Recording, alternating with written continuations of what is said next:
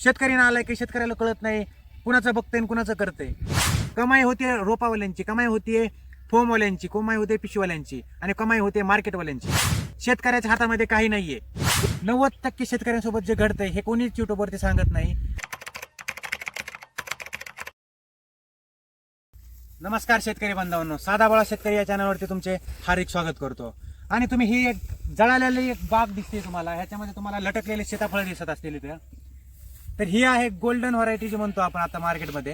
तर ही ती सीताफळ आहे आणि ही आम्ही का जाळली आहे, कधी जाळली आहे हे जाणून घेण्यासाठी व्हिडिओ शेवटपर्यंत बघा. कारण की काही लोक अर्धवट व्हिडिओ बघतात आणि काही निष्कर्ष करून कमेंट करतात. हे काय आपल्याला पटत नाही, कारण की आपण रियालिटी सांगतोय. आपण शेतकऱ्यांना आमच्यासोबत जे घडले ते सांगतोय. 90% शेतकऱ्यांसोबत जे घडतंय हे कोणीच युट्यूबवरती सांगत नाही. म्हणून मी हा इनिशिएटिव्ह घेतलेला आहे की खरं बोलायचं, रियालिटी लोकांना दाखवायची. आणि त्याच बेसिसवरती माझ्या चॅनलवरती आज लाखो व्हिडिओज, लाखो व्ह्यूज येतात माझ्या व्हिडिओजवरती. आणि मी हे का सांगतोय, खूप शेतकरी येऊन म्हणतात तुम्हाला हे जमलं नाही, तुम्हाला ते जमलं नाही.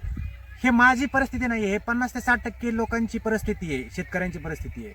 आणि त्यांना भाग कोण पाडते? जे युट्यूबवरती लाखोंची कमाई दाखवतात, सीताफळातून लाखोंची कमाई, पेरूमधून लाखोंची कमाई, ड्रॅगन फ्रूटमधून लाखोंची कमाई, परत शेवग्यामधून लाखोंची कमाई, अशी लाखोंची कमाई करून साध्या वळ्या शेतकऱ्यांना फसवलं जातंय. हे त्यांची फसवणूक आहे असं म्हणलं तर काही वावगं ठरणार नाही. कारण की लोक माझ्या कमेंट बॉक्समध्ये लोक येऊन म्हणतात, मी ज्यावेळेस रियालिटी व्हिडिओ बनवतो पेरूवरती, त्यावेळेस लोक कमेंटमध्ये येऊन म्हणतात की शेतकरी आलाय की शेतकऱ्याला कळत नाही कुणाचं बघतंय कुणाचं करतंय. शेतकऱ्याला कॉन्फिडन्स असतो की तो शेतामध्ये उत्पन्न आणणार आहे आणि त्या व्हिडिओमध्ये ते सांगतात की लाखोंचे उत्पन्न, पण त्यात ते शेतकऱ्यांना सांगत नाहीत की भाव कितीपर्यंत खाली जातात.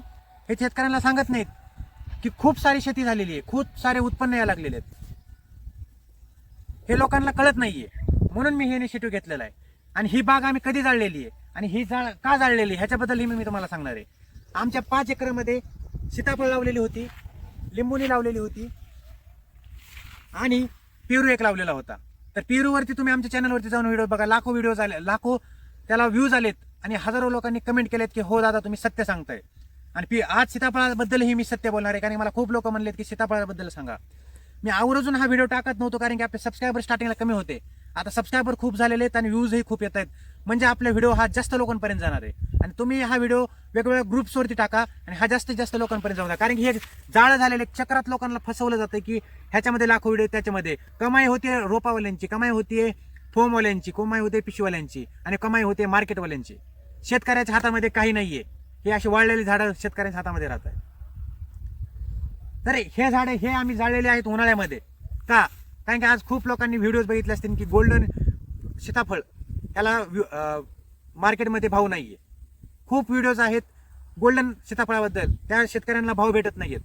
2, 3, 4, 5 रुपये किलो मागे रेट भेटत आहेत आणि वाहतूक त्यापेक्षा जास्त जाते. त्यासाठी हे मी तुम्हाला हा व्हिडिओ बनवलाय. तुम्ही बघू शकता हे पूर्ण झाडं आम्ही जाळून टाकलेत पूर्ण.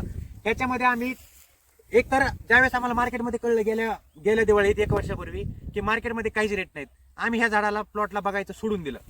आणि त्याचा आम्हाला फायदा काय झाला की ज्यावेळेस लोकांच्या उत्पन्नाचे म्हणजे मार्केटमध्ये गेले त्यांना काहीच रेट भेटले नाही, त्यावेळेस आम्ही म्हणलं निदान जमिनीत तर काय उगवलं नाही पण निदान आपण मायनसमध्ये गेलो नाहीत. आणि उन्हाळ्यामध्ये आम्ही निर्णय घेतला की याला आता त्याचे गवत वाढले, तसं गवत वाढलं होतं, आम्ही त्याच्यामध्ये काडे लावून दिलेले आणि पूर्ण सीताफळ जाळून टाकलेले. आणि त्याचा फायदा आम्हाला काय झालाय, ह्या वर्षी ही गोल्डनला लोक एकदा ते म्हणतात त्याच्यामध्ये खूप आळ्या होतात, म्हणजे ते अफवा पसरवलेली खूप. त्याच्यामुळे शेतकऱ्यांचा गोल्डन जी व्हरायटी आहे स्टॉल, फ्रूट स्टॉलवाले घेत नाहीत. कारण की त्यांनी असे रील बघितले असते की त्याच्यामध्ये सांगतात की ही पूर्ण जे गोल्डन व्हरायटी जी आहे त्याच्यामध्ये आळ्या पडतात, हे होतात ते होतात, खूप काय काय सांगितलं जातं. म्हणूनही हे करत नाही. तर ह्यात आमचा फायदा काय झाला, आम्ही ह्याच्यामध्ये खर्च केला नाहीये, त्याच्यामुळे आमचा तो एक फायदा आहे. तर ह्याच्यामध्ये मी म्हणणार नाही तुम्हाला की तुम्ही लावू नका, तुम्ही हे करू नका, ते करू नका.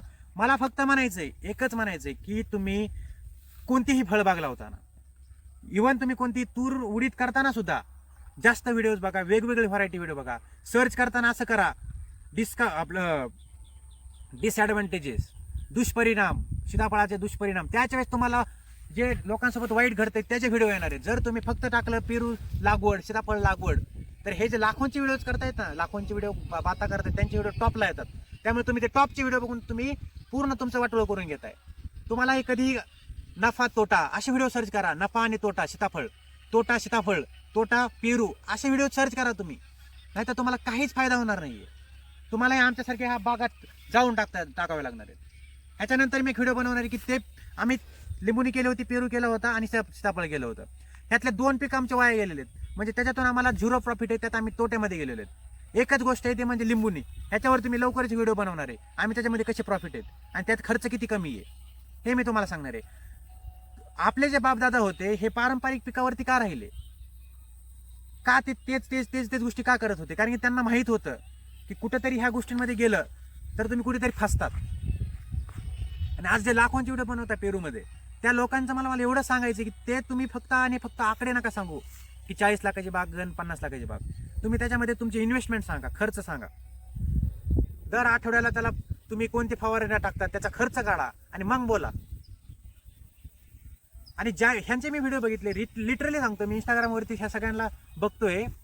आता मार्केटमध्ये ज्यावेळेस सगळ्यांचे पेरू गेलेत, फक्त 10% लोकांचे पण पेरू आता शेतात नसणार आहेत, तेव्हा हे मार्केट आता गेलेले 30-35 वरती. आणि आता हे काय करतायत, मार्केटचे जे चार्ट असतात ना, चार्ट ते काढतायत आणि आता लोकांना सांगतायत मुंबईमध्ये 40 रुपये किलो गेला, पुण्यामध्ये 30 रुपये किलो गेला.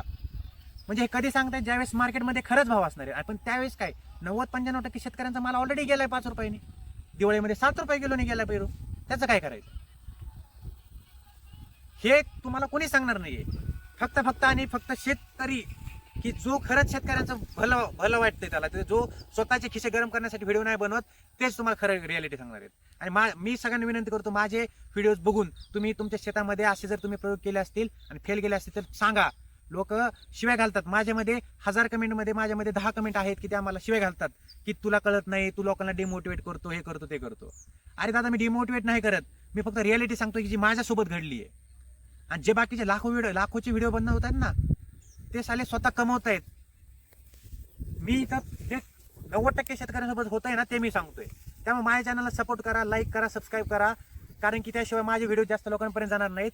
आणि माझे पेरूचे व्हिडिओज आम्ही काही पेरूच्या ग्रुप्सवरती टाकायचा प्रयत्न केला रियालिटीसाठी. त्यांनी ॲडमिनने आमचे व्हिडिओ डिलीट केलेले आहेत. ते पण मी नव्हते टाकले, दुसऱ्या शेतकऱ्यांनी टाकले होते. ते म्हणले अरे मी टाकले, ते डिलीट करता चालले. म्हणजे ह्यांना शेतकऱ्यांना रियालिटी कळून द्यायची नाहीये. त्यामुळे तुम्ही एक असं काहीतरी करा की आपले व्हिडिओ जास्त लोकांपर्यंत जातील, पेरूचे असतील, सीताफळाचे असतील. आणि अशी जर तुमची पण बाग जाळाली असेल किंवा तुम्हाला जाळायची इच्छा असेल तर तुम्ही हे असे व्हिडिओ बनवून टाका.